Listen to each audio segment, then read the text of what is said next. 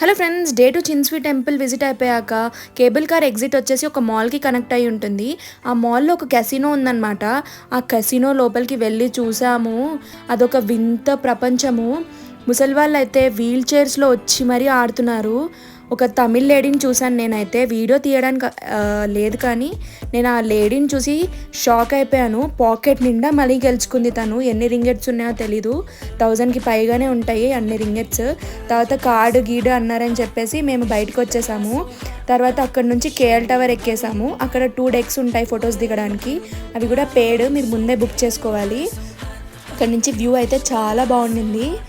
అవి 2 పెట్రసన్ టవర్స్ అనమాట. ఇక్కడ దిగిన ఫొటోస్ ఇవి, మేము దిగిన ఫొటోస్.